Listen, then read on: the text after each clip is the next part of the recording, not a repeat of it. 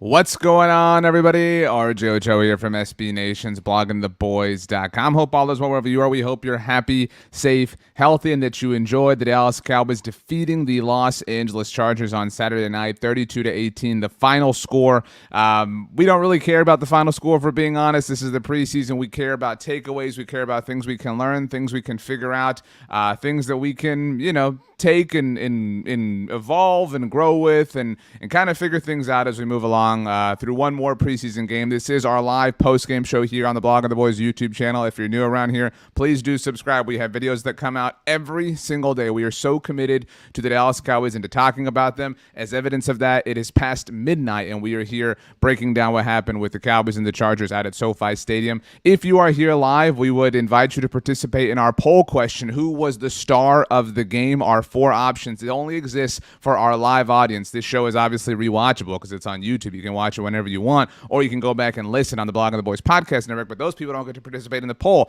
Poll question: who was the star of the game? Kevontae Turpin, Israel Mukuamu, Tristan Hill, Rico Dowdle. I think I know who is going to win, but I would love to hear your thoughts as well. Stephen Morrison on the Facebook feed says defense championships. I believe Blue 365 says, what's up, RJ? Alex Storm says, my pet cat trying to burn down SoFi tonight. In case anybody's curious, Alex Storm literally means a football player, not a literal pet cat. Tiburon Design says, RJ with the victory polo. Look, it's a warm-up, so it's preseason for all of us, so I can't necessarily go with a victory polo, but it is a win for the Dallas Cowboys nonetheless, and I will always celebrate a win. Martine says, what's up, 8? That's me. I'm Ocho. If you missed it, I tweeted before the game started that I was going to eat a slice of cheesecake for every single penalty the Dallas Cowboys committed this particular evening. I wound up eating 8 slices of cheesecake. So without further ado, let's get to it. After the game, we do stock up, stock down, players obviously whose stock improved and who decreased. I write about this as well, bloggingtheboys.com. I have an Instagram post that goes out on my Instagram at RJ Ochoa. Stock up, stock down, let's get to it. Stock up, Kevontae Turpin. I don't know. I would love to hear your answers, by the way. Devin says, I am looking fresh AF. Thank you, Devin. Working on this beard game here, all right? But anyway, stock up, Kevontae Turpin. If you have stock ups or stock downs, let us know in the comment section. Like the video. That helps us out a lot. I don't know how you can't, start here. I don't know. I mean, Kevontae Turpin, what on earth was this? We had a kickoff return for a touchdown. We had a punt return for a touchdown. It is so rare that a player goes from, there was a lot of chatter happening online as this game was unfolding about how Kevontae Turpin sort of earned his roster spot tonight, how Kevontae Turpin earned his place on the 53-man roster tonight. I think if you've been paying attention, his spot was pretty well earned. The Cowboys have spoken about him as if he's on the 53-man roster. It's crazy to think that this player, Kevontae Turpin, was not on the team when we're talking about the Cowboys have been away from Dallas for so long. The Cowboys left Dallas, got to Oxnard for training camp, were there forever, went obviously to Denver, had the preseason game, went on over to scrimmage with the LA Chargers, were there this past week, scrimmaged with them, played the game. They're finally heading back to Dallas. When they left, Kevontae Turpin was not on the team. I mean, so it is funny to consider how things can kind of happen. That's just kind of the magic of sports, the magic of life, the magic of football. Kevontae Turpin kind of a cast-off now, an essential member of the Dallas Cowboys without question, the team's top returner. And again, it kind of felt like he was going to be that anyway. It kind of felt like Kevontae Turpin was in line to be the team's primary kickoff and punt returner, but he had a kickoff and a punt return for a touchdown tonight. Let's get to our highlights. We'll start off with the kickoff because it was incredible. This kind of was the sort of, wow, this is really happening moment. Kevontae Turpin, ladies and gentlemen. Just in front of the goal line. Finds a crease. Turpin now with some space. Gets past Hopkins. Turpin is past midfield. He's got daylight in front of him. Can anybody track him down? No, they can't. Kevontae Turpin, 98 yards to the house.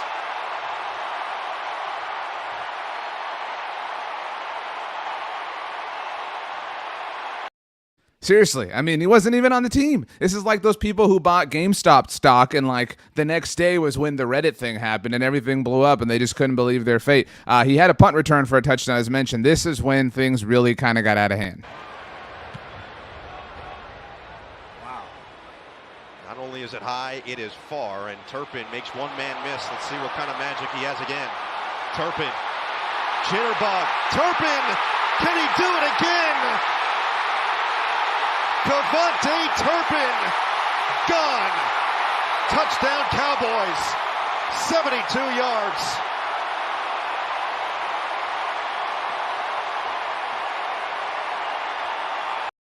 Who would have thought Kevontae Turpin, one of the most important members of the Dallas Cowboys? By the way, while that video was playing, my dog came into my office and sat right under the desk. He's very loyal, but if you hear a little jingle jangle, it's Bear's collar. He wants to be part of the live postgame show too. I liked this comment, by the way, from Kevin. I think it's Shirey. It might be Shuri. Kevin, you can let me know. Apologies for not totally understanding there. Turpin's jet sweep was a great play as well. That play should have been a big loss. He got good yards out of it. Kevontae Turpin did have one carry on the day for 7 yards. In fact, let's get to our stats. Let's get this comment off here. We do have stats. I forgot to get to these last week. I was so excited. I know they're a little bit tiny. These are like stats for ants, Zoolander says.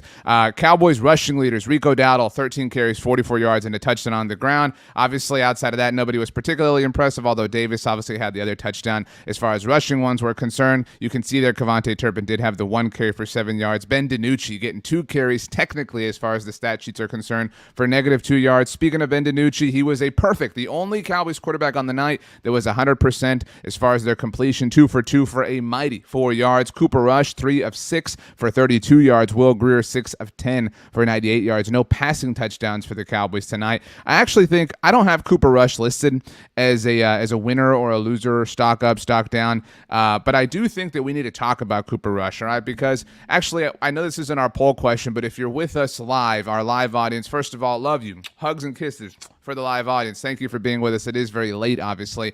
Who is your QB2? Right now, you're in charge of the Dallas Cowboys. Jerry has crowned you ahead of Steven, ahead of Will McClay, ahead of anybody else. Who is your QB2? You can pick for yourself. Who do you want to be the second quarterback on the Dallas Cowboys? Cooper Rush or Ben DiNucci? Brian says, I wasn't impressed by any of the quarterbacks. Alex Storm says Grier. Look, I think if I have to pick one, I say Grier. Cooper says Cooper. What? It's funny. This is Cooper Boone says Will Grier. David says Grier. Kevin says QB2 is not on the team. Clyde 2 says Grier. Caleb Swanson said Cooper Rush played better than he did last game, but it's painfully obvious that it has to be Will Grier. I kind of agree with this ultimately. I also agree with I Believe Blue 365. All backups underwhelmed, but Will is my QB2. I think that we prefer. I think that Will Grier's best quality, I think his most redeeming quality, rather, is that he's not Cooper Rush, right? And so that's a horrible way to put it, but it's the truth of the matter. And I feel like, we just looked at the stats of the night. Let's get them back on here for 1 second. We look at Cooper Rush. And again, I'm not trying to sit here and throw flowers at Cooper Rush, but finished the night 3 of 6 for 32 yards with a touchdown. Cooper Rush, we're talking about him much differently if Jalen Tolbert is able to get 2 feet down, right? If Jalen Tolbert's able to get 2 feet down inbounds, Cooper Rush, that last possession, his last possession of the night, he goes 2 for 2 for 23 yards with that touchdown. And we're talking about him very differently. We're sitting here saying, you know what, Cooper Rush, he delivered. Maybe this is his job. Will Grier came in. He wasn't special, whatever. But because that touchdown didn't happen, because we don't remember that, the conversation is just a little bit different. So I think the context is important. I still ultimately lean Will Grier if I have to pick one. Again, I don't feel great about either option at this point in time. But all this to say, as we're going through stock up and stock down for me, first one of the night, Jalen Tolbert. Scott S. adds that he needs work.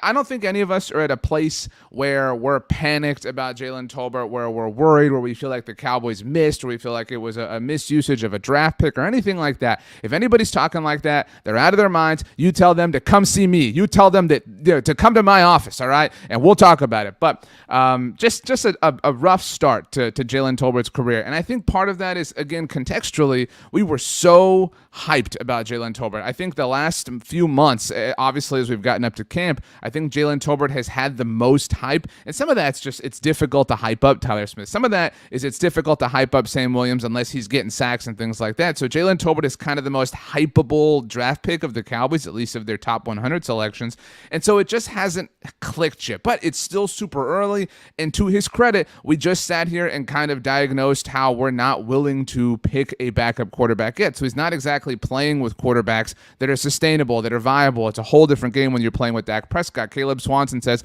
Tolbert still had a lot of upside. Just seems like he's taking some work to transition to the higher level. Still confident he'll pan out. I agree with this. Joe Bradley says Tolbert a 5 at best. Are you saying, Joe, on a scale of 1 to 10? Because I don't know. I don't know exactly, what the scale is here. Kevin says Jamar Chase was very bad in the preseason. That's kind of the comp. Obviously, everybody remembers Jamar and the lines on the ball and things like that. Renee says Jalen Tolbert's going to be okay. I agree. Again, I don't want this to come across as hating or anything like that. Love Jalen Tolbert, super hyped, super pumped. But if we're doing the exercise, right? If it's stock up and stock down after the Cowboys game against the Los Angeles Chargers, I don't think it would be fair to the process if we did not have Jalen Tolbert listed as a stock down. That's okay. It's going to be fine. All right, so let's move on. We've gotten stock up, Kevontae Turpin. Stock down, Jalen Tolbert. Stock up, Israel Mukuamu. All right, look, here's the thing. I'm not trying to say that I told you so, because I didn't. I'm not going to sit here and say this. All right, Israel Mukuamu, he's a friend of Blogging the Boys. Do you know? You can go back and look on our channel. We interviewed Israel Mukuamu the very weekend that he was drafted by the Dallas Cowboys. Awesome dude, awesome person, very easy to root for. And clearly, very, very clearly, very obviously, Israel Mukuamu practices the way that he plays, because this week in the joint practice with the Los Angeles Chargers, Israel Mukuamu had the interception off of Justin Herbert. And while it wasn't Justin Herbert tonight at SoFi Stadium, Israel Mukuamu came up with the interception, and he is seemingly a lock to make this 53-man roster. A 9-play action pass now for Stick, who lofts one over the defense, intercepting. It's picked off by Mukuamu, who made the big hit a couple plays ago, and Stick turns it over midway through this. Yeah. I mean, what is there to say? Like, and what was crazy was we talked last week actually about Neville Gallimore and how he was like playing in the third quarter, and we were sitting here like, what are you doing, Cowboys? Like, why are you playing Neville Gallimore? Israel Mukuamu played a little bit too much in this game. All right, he's kind of reaching that status. Cowboys, Izzy's good. All right, you can take him out of the game, take the shoulder pads off, take the helmet away, let him sit there with the shirt on like a high school player in social studies class or whatever on a Friday afternoon. We don't need Izzy out there. He's proven enough. Joe Bradley says, I like Izzy safety or corner. I think it's worth noting. Obviously, Jordan Lewis didn't play in this game. Not that he would have, but Jordan Lewis dealing with the tweaked hamstring, not projected to play throughout the rest of the preseason. Rest of the preseason sounds so dramatic. There's only one more game. But either way, Jordan Lewis not available tonight in a literal sense. And so Izzy not only, it's so interesting when the Cowboys drafted him and immediately was like, he's this safety. He's this safety option. He got some work in nickel tonight. I mean, he is versatile from a positional standpoint. The Cowboys, we all know, love their position flexibility, and he's performing. If you can make splash plays in the preseason, that is how you separate yourself. I mean, we sat here at the beginning of the show. We talked about Kevontae Turpin. Kevontae. He's safe. Why is he safe? Because he had 2 touchdowns. How did he have 2 touchdowns? On special teams. If you can contribute in those small, minute ways in the NFL, coaches are going to love you. And Kevontae Turpin obviously has that going for him. And Israel Mukuamu was on fire tonight. In fact, our poll question, again, who was the star of the game for the Dallas Cowboys against the Chargers? All of you who are with us live voting, 94% of the vote going to Kevontae Turpin. Surprisingly, 3% of the vote, which is second place at the moment, going to Tristan Hill. I thought Izzy was going to get second place, but he's in third right now with 2%. Rico Dowdle not getting any love at 1%. But either way, I think Israel Mukuamu is amazing. Big Red TLC asking the important question, says, is 24, the 24 jersey number, a good omen for Izzy? I hate the new NFL world. I hate DBs and running backs, receivers, and the single digits. Not my NFL. Not how I grew up. But I love the number 24. If you are a defensive back that wears number 24, you are the chosen one. I don't care what anybody says. Mo Claiborne's still the chosen one. You can't convince me anything otherwise. Nolan Carroll, we don't talk about that. But Israel Mukuamu is amazing. All right, let's see here. Zachary says, I want to see more explosion on head-to-head tackle. Saw a lot of heel sitting as the ball carrier push. It's preseason. I'm not worried about this stuff. Whatever. Anyway, Sherry says Dowdle definitely makes the team. You know what? Let's get to Rico Dowdle. Rico, another winner here. If I can find him on my winners list. Stock up for Rico Dowdle. Again, this was kind of one of those things like, this was an interesting game for the Cowboys, right? This was an interesting game to watch as a Cowboys fan. I do feel like it kind of confirms some priors for us. Like, I don't know that anybody thought that, I think if I had asked you a few hours ago when it was not midnight, but if I had asked you who's the third running back on this team, I think the consensus would have been Rico Dowdle, but he really, really justified it. Again, getting our stats back up here, if you can see it, if you can zoom in, Rico Dowdle leading the team, 13 carries, which is impressive, obviously, but 44 yards. I mean, not a bad night for Rico Dowdle. A really impressive night, just kind of, again, confirming the priors that, he's the third best running back on the team. We didn't get to see him last year, really, and he had the touchdown. It was kind of a gimme thing at that point, but still, Rico Dowdle, congratulations, stock up to you. hone that skill as Dowdle will go up the gut. He was close. What's the call? It's a touchdown. If at first you don't succeed, try again. Enrico Dowdle, a man on that last drive. I like this. David Glazer says only one penalty for Tyler. That's right. Tyler Smith only had one penalty on the night. The Cowboys only had 8 penalties. That's crazy. 8's a lot. Like, it's kind of a lot. And you think about it, they had more than twice that last week, which is just kind of what puts things into perspective. Scott says, is there room for Malik Davis too? It's getting tough. I mean, it is kind of getting tough to figure out who is going to be, on this team. And it's hard to do 53-man roster predictions. If you're going to go long at running, and that's the thing, like, I love Malik Davis, but how can you go long at running back? You can't. Like, and here's, like, I am excited about what Kevontae Turpin presents to the Cowboys. We talked about him on the jet sweep, things like that. But what I'm worried about is, okay, Kevontae Turpin deserves to have the football in his hands, right? We can acknowledge that. We can all understand that. But let's make sure we're getting the ball to Tony Pollard too, right? And so I love Malik Davis. I'm excited about him. I think he certainly has a future in the NFL. But right now, I'm struggling just to get, touches from my guy, Tony Pollard. That's what I'm trying to accomplish here. And so we're already carrying a third here, Enrico Dowdle. The pie is only so big, to use, our favorite person's kind of analogy here. And so it's tough. Devin says Josh Ball thought he did a little bit better. I agree with this. I don't have him as stock up. I guess you could literally say stock up. But I mean, we were at the floor, right? Like, like there was only one direction to go, and it was up for Josh Ball. Devin says, I think he performed better. Still worried, but it was a better night. It definitely was a better night. It definitely was improvement, but it just didn't stand out. It is stock up and stock down, but you got to stand out. You got to, something special has to happen for us to give you the stock up, stock down. All right, let's see. Kevin, by the way, says, poor RJ, still thinking after all these years they're going to give Pollard the ball. Again, I'm be upset. There is going to be a game this year where Kevontae Turpin has more touches than Tony Pollard, and I am going to be upset. But anyway, let's move on. Next, let's do stock down. Let's kind of keep things balanced. We talked about Israel Mukwamu. I saw some of you talking about this in the chat. By the way, a lot of you joining a little bit later. Night Owls, what is up? My name is RJ Ochoa from Blogging the Boys. We love to talk about the Dallas Cowboys around here. We do it on Twitter. We do it on Facebook. We do it on Instagram. We do it on TikTok. Bloggingtheboys.com. We have articles coming out all day long. We have a podcast network. We have 2 shows that come out every single day. We have a video that comes out every single day here on the Blogging the Boys YouTube channel. Wherever you consume content of any kind, I promise you, we live there, we are there, we will be here because we love to talk about the Dallas Cowboys, and we appreciate your support. We appreciate you making us a part of your Cowboys fandom. Stock down for me, Nashawn Wright.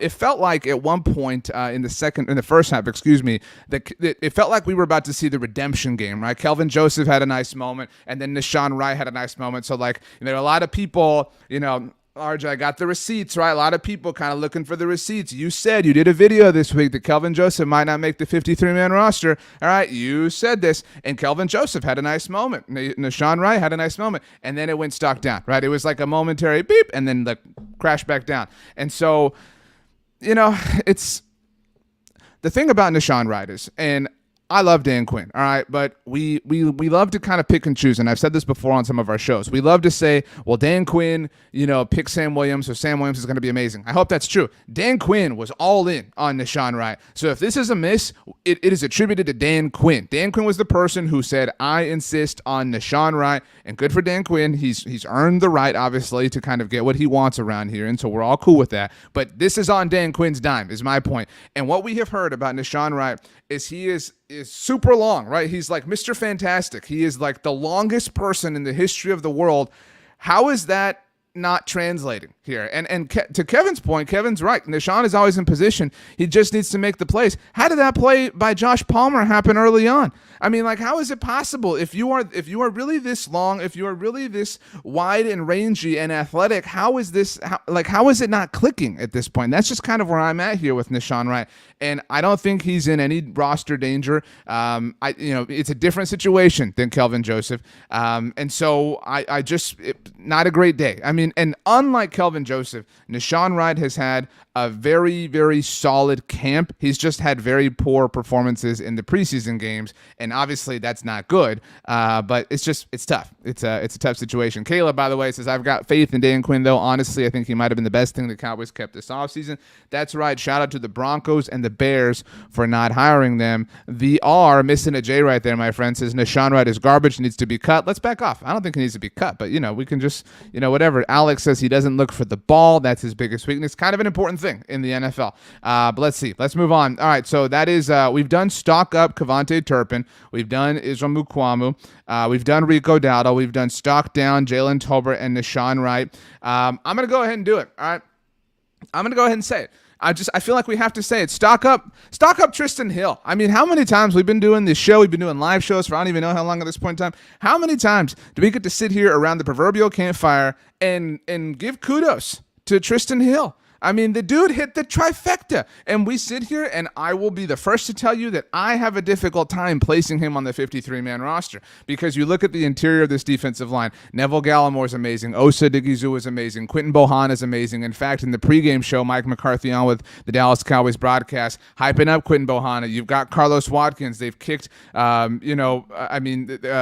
gracious, Chauncey Golston to the inside. There's a lot of bodies inside, and so you figure out, you're kind of doing the math. Like we said, we talk about Malik Davis, like, where are you going to go long? What are you going to carry here? What are you going to carry there? What's going to happen? Whatever, blah, blah, blah. And Tristan Hill kind of feels like the odd man out. He's in the final year of his rookie contract. He's never really been somebody that's sustainable for the Cowboys, right? He fell asleep when he was a rookie. He missed most of his sophomore season. I mean, he wasn't drafted by this coaching staff. It's not difficult to make the case for the Cowboys not keeping him from a logic perspective, but he played very well today. And I will maintain, I've said before, that I thought Tristan Hill played fairly well in 2020 before he tore his ACL. By the way, Scott S. mentions Ridgeway to the practice squad. I didn't even mention John Ridgeway. Like, that's the thing. Like, it is a loaded room right there. But Tristan Hill, I don't know. Let's play the highlight because, again, he hit the trifecta. He deserves all the credit in the world.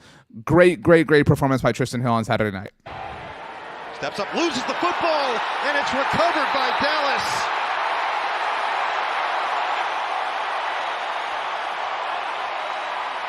Tristan Hill. I think you can have, this is where like some of these terms and things we do, exercises we do stock up, stock down, winners, losers, things like that. I think it's possible. Multiple things can be true.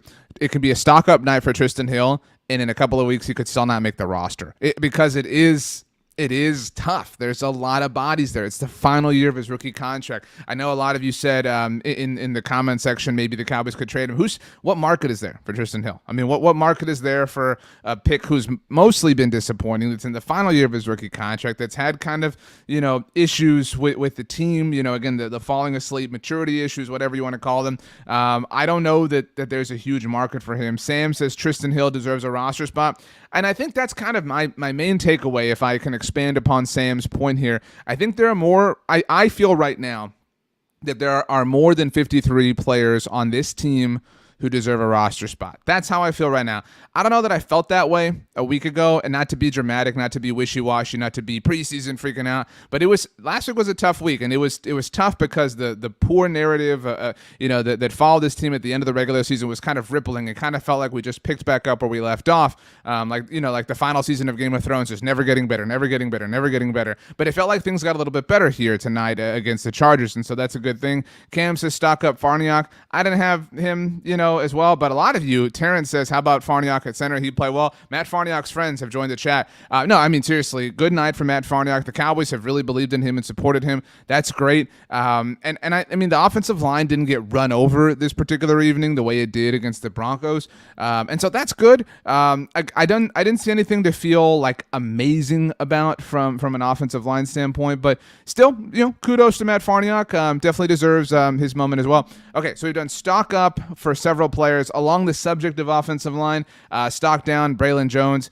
We talked about if you have good moments or nice moments that you shine in, it helps you make the roster. If you have poor moments and you're on the bubble, you don't want to have poor moments is basically what it's about. Braylon Jones had a holding penalty at the beginning of the second half for the Dallas Cowboys. That's not great. And then basically immediately after had a false start penalty.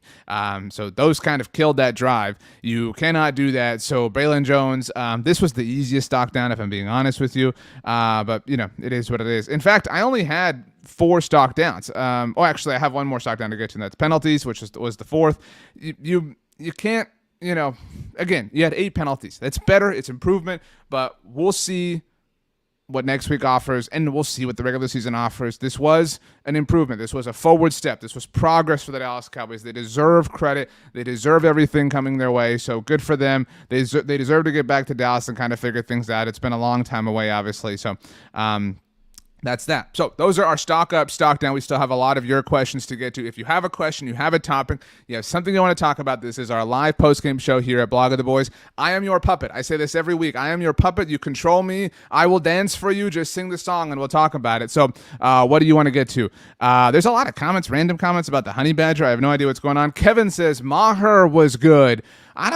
Kevin, I'm not trying to be overly critical. I wouldn't use the word good. I would just say Maher was fine. I would say what I was frustrated about, and this has nothing to do with either kicker, but I didn't really feel like I learned anything. I didn't feel like I got an answer as far as the kicker position is concerned.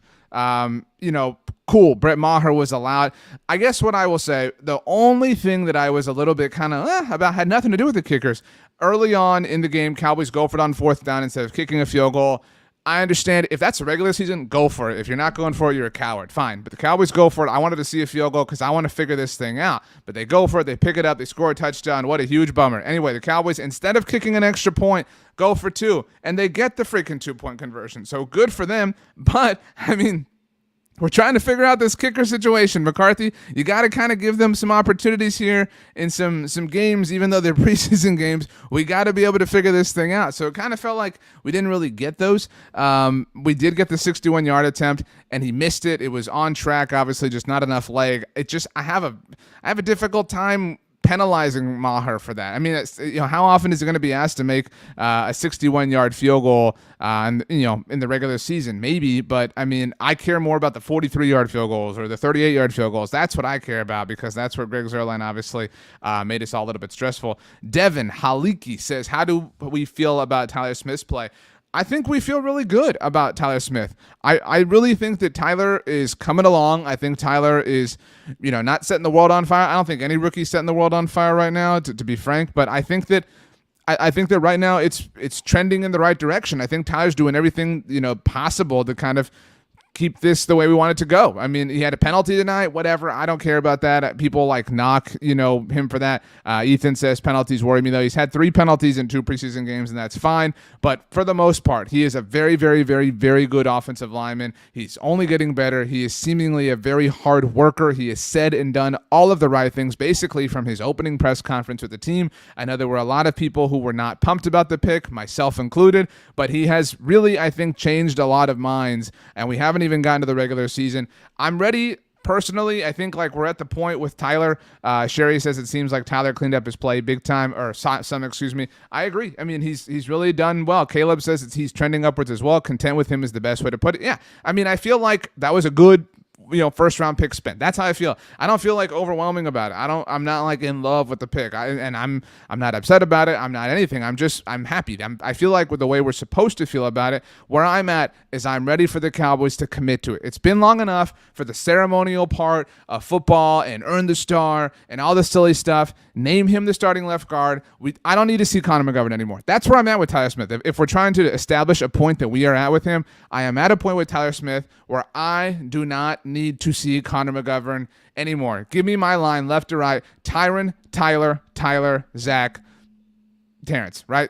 I'm good. Let's go. Let's party. Let's lock it up. Let's move on and not mess around anymore. Let's go get some veteran help at tackle. I'm still down for that. I'm still going to scream about that. But, I'm good with Tyler Smith, which is, kind of where I'm at. I like this question. Mikey says, keep one, cut one, Bland in Houston. I like this. Okay. Who would you keep, audience? Those of you with us live. You have to keep one, Deron Bland or Dennis Houston? I'm going to cheat and say both, but this is how I'm going to do this. The Cowboys are going to have to carry, obviously, Michael Gallup and James Washington on their initial 53-man roster, and they're going to cut Dennis Houston. They're going to cut some players that we like. They're going to cut even like Jake McQuaid, their long snapper. They're going to cheat with their roster and things like that. And then they're going to obviously apply the appropriate injury designations to Gallup, to Washington, et cetera, et cetera. And they're going to open up whatever roster spots they need. And that's at that point in time, they'll bring Dennis Houston back. So they will both be on the 53-man roster, in my personal opinion, when week one ultimately arrives. But if we're ranking 53 players, right, like 1 to 53, Dak Prescott all the way down to Brett Maher, right? Deron Bland is higher for me than Dennis Houston in that order. So that's just kind of where I'm at. But anyway, let's move on. Let's see. Tiburon says, can McGovern play tackle? I don't think so. That's okay. Sherry says, no one, I like this point. No one has overwhelmed me with great play on offensive line yet. I agree. It is the preseason. We always have to contextualize that, and I think that's important.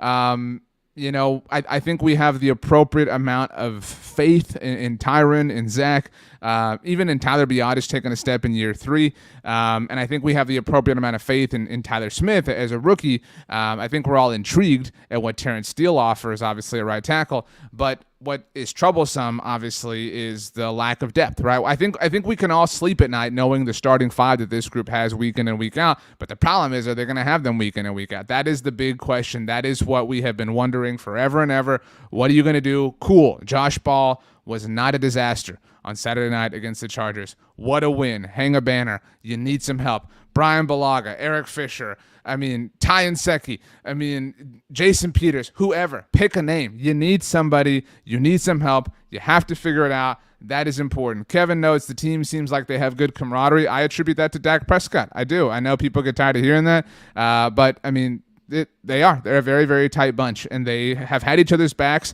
All the team leaders have noted that all the departures were things that the team had to do, and they're going to be fine. They're going to be better. They're going to be younger. So they've all said and done the right things. It's just now about obviously putting it together on the field. Caleb says, I was concerned by our veteran secondary, just weren't playing at a high level we've seen before. I don't know if you're talking about this particular night. I have a lot of confidence in the secondary. Look, I'm 32 years old. I have not lived really a life where I have been able to trust my team's secondary, right? Like, it's been tough sledding, and I've been duped and I've been fooled and I've loved and lost again. I've been burned. Roy Williams, Terrence Newman, Anthony Henry, Keith Davis, right? Brandon Carr, Mo Claiborne, we talked about a little while ago, J.J. Wilcox, right? Like, I've talked myself into all of them. Gerald Sensabaugh, like, I've gone through a million different things. I got scars, baby. All right, but I really trust this group. I think you can make an argument, and we've talked about this on different shows here at BTB. The secondary is the deepest part of the team. Like, if we lump it all in together, at corner, the second round pick is playing quite poorly. And to that point, the second round pick and third round pick are both playing quite poorly. And I still really trust the cornerback room. In fact, if we add to that, the second round pick, the third round pick, and the veteran starting nickel corner are all having issues of some kind. And I still really, really, really trust the secondary. Obviously, Trayvon Diggs is not going to have 11 interceptions. He's still going to be very good. Anthony Brown has saved us. All right, we owe Anthony Brown. We owe him a cheesecake. We owe him a fruit basket. We owe Anthony Brown something. We owe him a bag of potato chips, as well chronicled. And there's the jingle of my dog. Anthony Brown has saved this group, and now Deron Bland coming in. So I think that the Cowboys secondary is in good hands. Clyde 2 says secondary is deepest after the defensive line. I would have that debate, but I'm fine, kind of waving the white flag here. Eileen says our secondary is great. Well said. This is the Honey Badger, says go Balls. Hey, Honey Badger, 32-18 in the most important game of the year, baby. Anyway, let's move on. Philip says, do we lack a receiver that can stretch the field? That's kind of what James Washington was supposed to be. That's, Michael Gallup has obviously connected with Dak Prescott on many deep balls in the past. Steven, if you're watching, Jerry, if y'all are watching, maybe on the plane already back home, whatever the case, maybe you're listening to the podcast. Will Fuller, we've been screaming, we've been talking about it. Get somebody who can stretch the field. That would be an awesome thing. Maybe they're counting on Tony Pollard. My dog is trying to get comfortable on the couch, so he is scratching it like crazy. Bear, it's one couch. Just pick a spot, dude. It's going to be fine. But anyway, let's move on.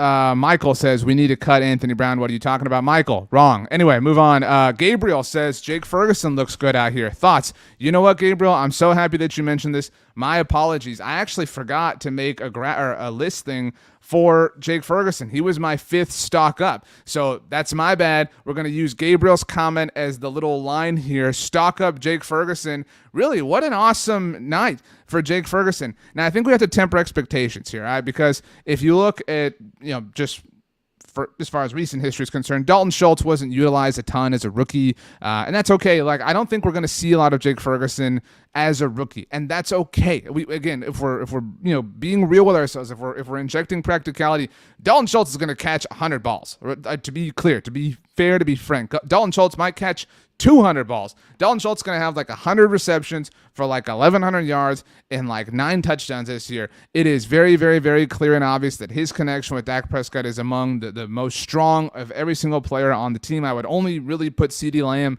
above Dalton Schultz as far as chemistry with QB1. And so this is Dalton's offense. But Jake Ferguson, I tell you what, I'm somebody who has not been of the mindset that the Cowboys have to pay Dalton Schultz. He's very good, but just not a position I would invest in personally. And I'm not here to relitigate that or have that debate. But to this point, Jake Ferguson makes me feel a whole hell of a lot better about 2023. And I'm not saying that next year Jake Ferguson is a top 10 or 12 or whatever tight end in the NFL, but I certainly feel very confident in the future of this position group. And I tell you what, Jake Ferguson and Peyton Hendershot together are really playing Jeremy Sprinkle out of a job. Jeremy Sprinkle's one redeeming quality besides being a veteran is that he's supposed to be able to help in the run game and be this blocker. That really isn't even happening either. So, I mean, if you told me the 4 tight ends on this team are Dalton Schultz, Sean McEwen, Jake Ferguson, and Peyton Hendershot, I don't care what order they're in after Dalton Schultz, I'm happy. I'm pumped. We can move on, and I'll be good to go. Zachary says Dalton Schultz fantasy tight end 1. I know a lot of people doing their fantasy drafts this time of year. You want Dalton Schultz. He's going to catch a billion different balls. Brian, thank you so much for the super chat. Says much happier with this week's game compared to last week. Our cornerbacks are questionable. Defensive line and linebackers are impressing, and offensive line looks good. Stock up Cowboys. I think if we stick with this idea as a whole, really, really a positive. We talked about that a little bit, but this was needed, right? Like it's been this last week has felt like 3 months, all right, like for the Cowboys, and it's all just been football. The last actual 3 months have been filled with some horrible things that the Cowboys have been involved in and connected to, and it's just been obviously really unfortunate. But just the football has been really, really tough the last week with all the penalties and highlighting the lack of options at tackle. There was the CeeDee Lamb, cut foot situation this past week that highlighted the lack of depth at receiver. And so this week really kind of just shown this big, bright bat signal light on the mistakes the Cowboys have made building their roster. And all of those things are true. I mean, all those things still hold water. The Cowboys still need help at tackle. The Cowboys still need help at receiver. The Cowboys still need probably help at QB2. It would not hurt the Cowboys to get or at least look at some more help at the kicker position. If they did those things, then the stock would, seriously be climbing and climbing and climbing. But this was a really positive, it wasn't just the game. It was a really, really positive week. The Cowboys held their own with the Chargers, and that was what was so disconcerting about the Broncos last week was the Cowboys kind of got run over, kind of got pushed around a little bit in the scrimmage, and then the preseason game just didn't go well. This was really just a very, very, very positive day in a number of different ways. Positive few days, I should say. South Texas, what's up? I'm South Texas. Says, thoughts on Jabril Cox versus Luke Gifford. Gifford is good in coverage, it seems. I'm team Jabril Cox. And you know what? There are a lot of comments, a lot of you saying, I feel really good about the linebacker core. I mean, that just to kind of generalize them. We haven't even seen Anthony Barr, right? Like, that's the thing. Like, I'm super pumped about this defense. It's very weird to be in the year 2022 and have your NFL team purposefully be built to be, like, defensive-minded, but hey, here we are. And so this defense is going to be good. There will be regression to the mean. We say that a lot, and people think that it's negative. It's not. It's just 100 years of history, in fact, and, statistical analysis. There will be regression to the mean from a turnover standpoint. There will be regression to the mean as far as interceptions for Trayvon, sacks for Micah Parsons. They can still be better players. They can still grow and develop and learn more and more every single day, but there will likely, in all likelihood, be regression to the mean. However, they have a lot of things working their way. They have Anthony Barr coming back. They have, obviously, Jabril Cox getting healthy and healthier. So the arrow is pointing up from a talent perspective. It's just, can they carry them? Can they carry them if the offense isn't up up to standard. And we saw that over the second half of last season, something that we kind of forget because we just lump the suck from last year into the 49ers game, into the last play, into not getting it off and the clock expiring. The second half of last season for this offense was not very good, and that includes the quarterback. I'm one of the biggest Dak Prescott fans that you'll find, but the second half of last season, call it the calf injury, call it whatever you want, it was questionable. And so all the things that we're seeing from the defensive side of the ball, awesome, great. Offensively, the Cowboys seem to have stumbled upon Kevontae Turpin as this would-be option, but we need to see more. I think it's worth mentioning we haven't seen Dak Prescott, we haven't seen Zeke Elliott, we haven't seen Tony Pollard, we haven't seen CeeDee Lamb, we haven't seen Michael Gallup, we haven't seen James Washington, we haven't seen Dalton Schultz. I mean, that's a lot of inherent trust. And to be fair, the Cowboys have sort of earned the benefit of the doubt as far as an offensive sort of mindset over the past few years. Again, the second half of last year notwithstanding. So it's fair to question them. It's fair to wonder. I'm wondering, and I don't know that we're going to get that answer anytime soon, but they still could certainly use some help. Thank you, Devin, for the super chat. Appreciate it. Always appreciate anybody who takes the time to super chat us. Watsamata, thank you. Says, came in late. Sorry. How dare you, Watsamata? Says that I see Mukwamu taking snaps at corner. Safety room very crowded. Perhaps bumps out Joseph or Ride at corner. It's so hard. I mean, I think you can make a very, very legitimate argument that Israel Mukwamu is a better player, however you want to classify him, than Kelvin Joseph or Nashawn Wright. With you, right? Like I don't think anybody in this room right now or that's watching or listening after the fact is going to disagree with that particular statement. But at the end of the day, Kelvin Joseph is a second-round pick entering his second season. At the end of the day, Nashawn Wright is a third-round pick entering his second season. You don't just give up on top 100 picks, before they play a down of their second NFL season. Call it whatever you want. But players who are paid more, who have higher draft status, get more benefits of the doubt, get more opportunities, get more strikes to burn because they're, higher draft picks or paid more, have bigger contracts, whatever the case may be. So I don't think that, he's playing them off the roster, but and look, I mean, if Kelvin Joseph turns things around, if Nashawn Wright turns things around, we're already satisfied. And I'm not trying to say like, let's just be satisfied, let's lower the standard, whatever. That's not that. But we already feel very, very good about the state of the cornerback room. Again, I think we all agree with that. So if Kelvin Joseph adds to that at some point, if Nashawn Wright adds to that at some point, the floor rises. Every boat, the rising tide lifts all boats. I mean, so that is, It's a great thing to have Israel Mukwamu playing well. It adds to everything else. Watsamata says, I agree, but he's looking pretty good. He really was. I mean, this was a great, great day for let's see. I think in the platform I'm using, okay, so we're going to put Honey Badger in timeout. That's the option that this platform gives me to do. So Honey Badger has been blocked. All right, everybody, a round of applause for the platform that allowed us to put the Honey Badger in timeout. We have very simple rules around here, all right, people? It's fun. We're here to talk about the team that we know and love, and if we're going to say something that is somewhat trashing them, we're going to do it together. We're going to be on the same page, all right? We don't come in here to troll, and if you do, you get the boot. So shout out to the platform for giving us the capability to do that. Honey Badger, we'll see you in a little bit. But South Texas is just when I gave Badger a sick burn. Sorry, didn't mean to mess that up for you. But anyway, let's move on. Let's see. Sherry says, do any of the starting lineup play Friday? So Sherry's talking about next Friday, the Cowboys hosting the Seattle Seahawks. That game's at AT&T Stadium. It's the final preseason game, and that will be the last time we see this team, obviously, until September 11th when they host the Buccaneers. Lots of questions about Tom Brady right now. But I will say something I've thought about a little bit is I don't know, to be honest with you. And I don't know because we don't know this. And we have to remember, this is only the second. Let's look at Mike McCarthy's tenure as the Cowboys head coach. 2020, his first season, obviously, right? No preseason whatsoever, obviously pandemic, right? So last year was the first time that Mike McCarthy was the head coach of the Dallas Cowboys that they played preseason games in. Last year was also the first year that there were only 3 preseason games as opposed to 4, because last year was the year that the 17-game schedule was, put into effect, and that adjusted the preseason. But that would obviously give us an opportunity to kind of evaluate maybe the way Mike McCarthy approached a 3-game preseason as opposed to the standard 4-game preseason. However, if you'll recall, last year the Cowboys played in the Hall of Fame game. So last year the Cowboys actually did play 4 preseason games, which was more in line with the way that Mike McCarthy had coached throughout his entire career with the Green Bay Packers to that point.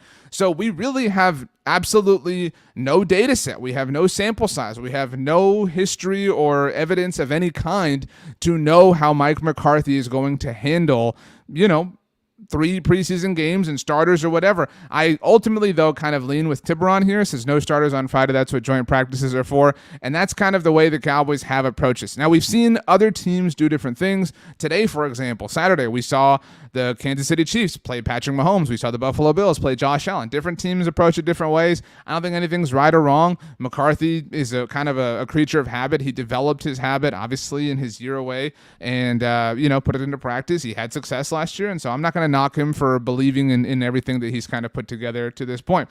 So I would lean that we probably won't see them is my point. But, it is what it is. Getting back to the game, Mikey says, run game looked really good tonight, but the last thing I want is for us to begin forcing the run again. This is a passing league, and I don't want to watch another one-dimensional season.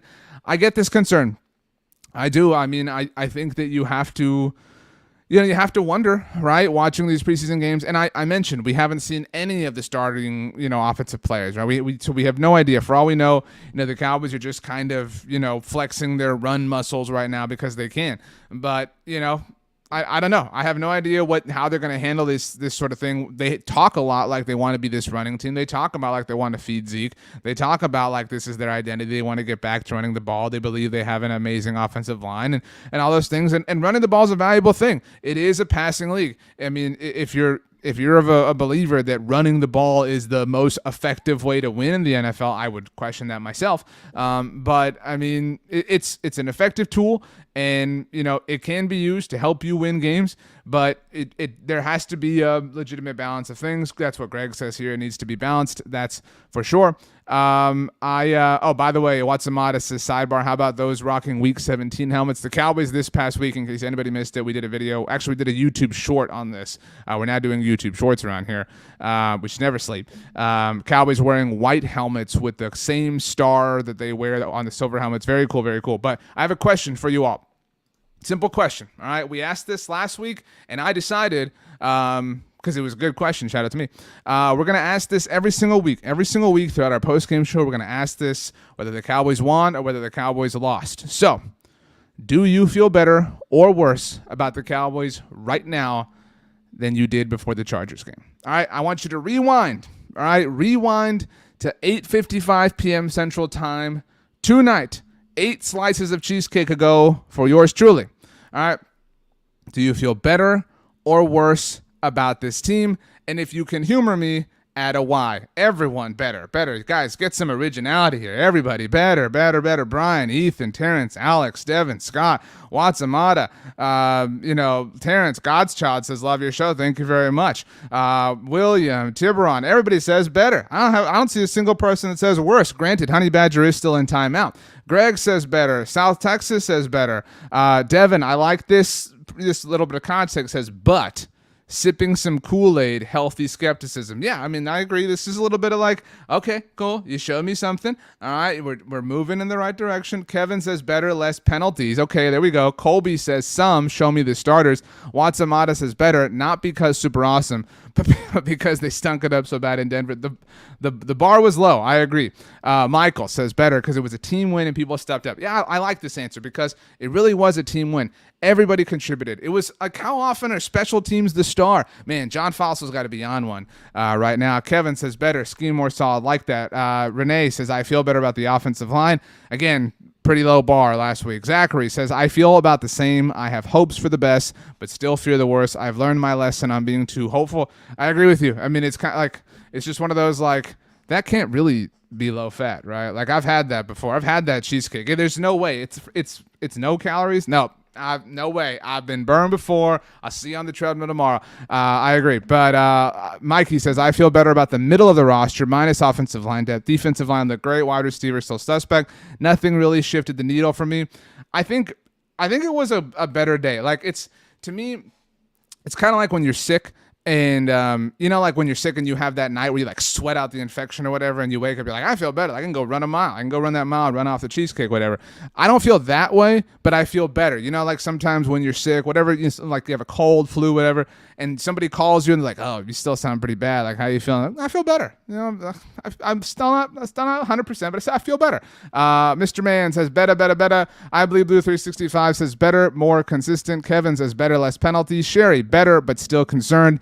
Again, the O-line still worries me. The starting offensive line doesn't worry me. I'm totally fine with the front five, main five, starting five, best five. However, it's the NFL. It's a battle of attrition. Tyron Smith has missed time 6 years in a row, so I'm not like spooked, but I'm nervous. That's kind of how I feel. Scott says we identified our return man. I think that's a great point, because if you identified anything, right, like if you left today with an answer that you did not have before, and granted, we kind of thought we had it, but you know it beyond a shadow of a doubt now, you have to feel better. Carlos, I like this. Not completely convinced, but better. Greg says better on penalties. Eileen says the defense looked better, and the team scored. I love that. The team did score. Lots of points tonight for the Cowboys. At one point in time, after the Cavante punt return touchdown, through the preseason, Cavante Turpin on his own had as many touchdowns by way of special teams as the Dallas Cowboys did as a whole. But thankfully, they retook the lead. South Texas says we saw backups step up tonight. Brian says better because of the cleaned up penalties. The right players are making improvements. McGill says I feel better than last week. Very well said. Whitney says better, less penalties. Alex, better, but I didn't feel so bad last week. It's still preseason. Good, well said. Ethan says McCarthy looks so happy after the Turpin touchdown. I agree. David says preseason waiting. Kevin says worse at QB2 though because of a 2-12. They were 2 of 12 on third down. Was a tie game without Turpin. I get that. That's a fair point. And look, I'm the first person to like bang on the table for QB2. I wrote 1,200 words this week at Blogging the Boys about how the Cowboys don't take QB2 seriously. But at the end of the day, if Dak Prescott's hurt or if QB2 is necessary, we're kind of up a creek. Anyway, Dallas Cowboys 92, a good year there. Better, penalties. Philip says better. Again, everybody says better. Better. Renee says, I still don't think I feel better about the receivers. That's fair. Simi Fehoko had an okay night. And I think if we're fair, right, and this is where things are tough, by the way. Devin, by the way, says, I think you mean BTB have a weekly newsletter? We don't have a weekly newsletter, but we have daily articles. We have a billion different things that come out every single day. Check out bloggingtheboys.com or follow us on social. Follow me on social. We have lots of things that come out every single day. So, technically it comes out every week. It just comes out every day in between that as well. I want to get to the receiver point. Brian, by the way, thank you for the super chat, says, what kind of cheesecake was it and how was it? It was a standard, normal cheesecake. I had 8 slices, one for every single penalty tonight. It was really good up until about slice 5. Then it got to be a bit arduous and a bit of a challenge. You ever seen that documentary on Free Solo, the guy that climbs the thing, freehand? I feel like him. I really do. I pulled off something amazing tonight, so I have no problem bragging about that. But if you got here late, we do stock up, stock down during every live show. I also write about this subject and do a lot of material around it. And one of the stock downs tonight was Jalen Tolbert. And so to get back to the subject of the receiver discussion, the receiver question, this might be the only thing that I feel worse about. This week, if you followed along in Cowboys land, CeeDee Lamb had a cut on his foot when the joint practices with the Chargers started. So all of a sudden it's like, holy crap, our pets' heads are falling off. Because if CeeDee Lamb is hurt, your starting receivers are who? Noah Brown and Simi Fehoko, right? And no offense to them, but holy crap, our pets' heads are falling off. That's not the place you want to be. The Badger is back. You know what, Badger? I put you in timeout. I have 2 options. The second one is to block you. Outright block. We don't take to unkindness well around here. So permanent block for the Badger. If you want to submit the appropriate process paperwork for reinstatement around here, you can email me, rj.ochoa@sbnation.com. The inbox is closed for the rest of the night. It's a little bit late, but I'll see you in the morning. Anyway, so back to the subject of the receivers here. CeeDee Lamb is awesome. Michael Gallup and James Washington are pending, but we've kind of been counting, have we not, on Jalen Tolbert. And so I don't want to make this bigger than what it is. Jalen Tolbert has not had a great preseason. That's okay. That's fine. We still trust in him long term. He's going to have a great career with the Dallas Cowboys. This isn't to be negative. But he's kind of been this thing that we have relied on, has he not? Right, like when we've had these discussions, whoever you are, however you're watching or listening to this, at some point in time, you have likely had a conversation with a friend or a coworker or a family member, talking to Cowboys, talking this and that, saying, well, what are we going to do at receiver? We traded away Amari. Cedric Wilson left in free agency. What's going to happen? Okay, CeeDee's going to step up, but what else, right? And then one of you said, well, Jalen Tolbert's going to step up, right? Jalen Tolbert's going to be awesome, and that's going to help balance things out, right? That hasn't happened yet. And that's not to say that it can't happen. That's not to say that Jalen Tolbert doesn't have like 400 yards against the Seahawks next Friday. That's not to say that Jalen Tolbert doesn't win Rookie of the Year, doesn't whatever. I mean, anything is possible in a world of infinite possibilities. But we haven't seen that right now. So I think if we sit here, the position groups that we probably feel worst about, most worst, least good about through 2 preseason games, through the prism of context, so this is just the preseason, I think receiver's probably up there. Now, Sherry says, I hope the connection between Dak and Tolbert is better. And that's fair. We can sit here, we can say it is probably something to do, because Greg notes here that Tolbert does good in practice. What about game time? It's probably something to do with, Cooper Rush and Will Grier, right? That's fair, right? Like if we're in a race here, I'm not a car person, but if we're in a race and we have to drive like a not good car versus a good car, the good car is going to do better. That's a really horrible analogy because I'm not a car person. But anyway, it's, so there's no need to panic here, but if there's one place where I think we do feel, some more questions than we maybe had when camp started, I think receiver's up there. I think QB2's up there. And QB2 is something we can kind of dismiss and not worry about because it's QB2, but receiver's definitely up there. Aiden says, are you worried about our kickers and should I be worried? Aiden, hell yeah, I'm worried about the kickers, dude. I mean, my mentions are constantly filled with people like, why are you talking about kickers? Why are you talking about kickers? Let it go, blah, blah, blah, blah. Here's the thing. Last year, among kickers who attempted at least 1.5 extra points per game, and that's a fancy way of saying basically of the kickers who started most games for teams last year, Greg Zuerlein had literally, I'm not exaggerating, not trying to be funny, Greg Zuerlein had literally the worst extra point conversion percentage in the NFL. Among kickers who started regular season, again, I think the best way to put this is like among the kickers who were in like fantasy leagues, right? That's probably the best way to put this. That being said, Brett Maher did not qualify for this, didn't meet the bare minimum requirement, didn't meet the baseline. He had a worse extra point conversion percentage than Greg Zuerlein. All right, now look, it was last year. He got better. He was better with the Saints. Right? That's what a lot of people talk about. With 16 of 18 with the Saints. Maybe he's better, right? Maybe he is. What if he's not, right? These are fair questions, right? And they, and a lot of people, say like, well, who should they go sign, right? All right, RJ, you got all the answers. Who should they go sign? What should they do? What do you say? You just want to sit here and you just want to point problems. No, I don't want to sit here and point problems, but I can tell you that they can't do anything in August. I agree with you. You know when they should have done something about this? In March. You know when they should have done something about this? In April. Yeah, I know. When, Scotty Scheffler was out tearing things up and winning the Masters, that was when the Cowboys had to be looking at kickers around the NFL. Not now. I mean, now it's too late. It's the 11th hour. It's the little kid, hey, Mom, I need a poster board for school in 20 minutes. Let's swing by Walmart. No, you can't do this right now, little kid. That's what little kids do. It's a fully functional NFL team and franchise. So, yes, Aiden, I am worried about the kickers. I think you should be too. That's just, those are my 2 cents. Kevin says we may be going for 2 a lot this year. I hope so. Like in the preseason, kick all you want. That's what I want to see, some kicks in the preseason. Kick a lot in the preseason because we got to figure this out. All right. But in the regular season, kicking is for cowards. All right. Kicking is for cowards in the regular season. We go for it. We go for 2. We go for it on 4th down. When you have Dak Prescott under center, you go for it. Watsamada, thank you for the super chat, says on offensive line and wide receiver depth, anybody goes down for an extended stay, Cowboys grab one of those unsigned veterans. I don't love this. Just putting on my Jones hat. Yeah. I mean, that's probably what they're saying, right? Like, oh, sure. I'll just go down to the store and buy one like the moment I need it. I don't need to have, an extension cord. I'll just go buy one the moment I need it. That's like an annoying thing to need when you need an extension cord and you don't have one. Like, it's like, I got to stop this project and go get an extension cord. No, go get the stuff you need, do the project and be happy. It's a kind of a simple way to operate, honestly. It's not a I'm not like a genius, These are just simple things to see that somehow the Cowboys don't. Alex says Maher missed his long bomb, but at least it was straight, right? With the kickers at this point, you got to see the silver lining. I agree. Eileen says, I agree, RJ, but I have had this argument with my son for years about how important a kicker is, but yet here we are. The difference between a win or loss can be an extra point. To Eileen's point, no pun intended, does anybody know? And if you watch our stuff, then you've heard it and you're cheating. But does anybody know how many games the Cowboys played last year that were decided by one possession?